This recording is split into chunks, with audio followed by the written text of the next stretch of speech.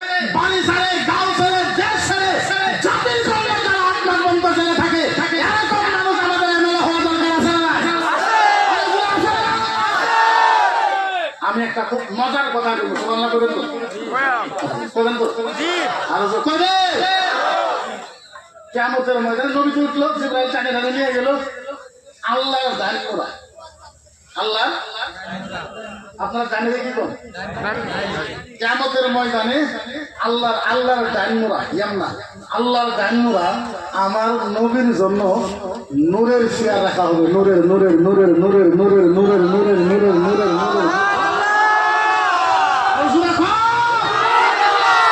কিসের চেয়ার রাখা হবে?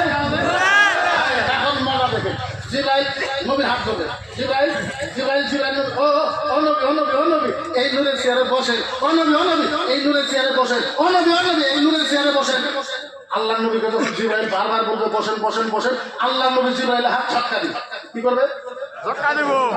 খবরদার এই জিবরাইল, খবরদার বুঝিয়ে বলবে না। জিবরাইল শোনো, ওই জাতি ওয়াসাল আলাইহি ওই জাতি ওয়াসাল আলাইহি আহাদুল হাদুল উখরা লা ইয়াদখুলুল জান্নাহ হারাম তালদাহু ওয়া ইন কানা মুহাম্মদ।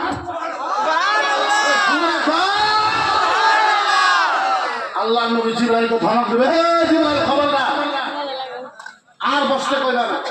এ জিবরাইল শোনো, ইজ্জতি ওয়া জালালিহি।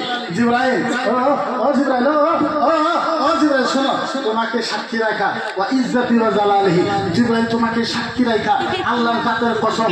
জিবরাইল তোমাকে সাক্ষী রাখা আমি মুহাম্মদ আল্লাহর ইজ্জতের কসম খায় কইলাম, আহাদু উম্মাতুল উখরা, যতক্ষণ পর্যন্ত আমার একটা উম্মত জান্নাতে যাওয়া বাকি থাকবে আমি মুহাম্মদ এই চেয়ারে বসবো না বসবো না বসবো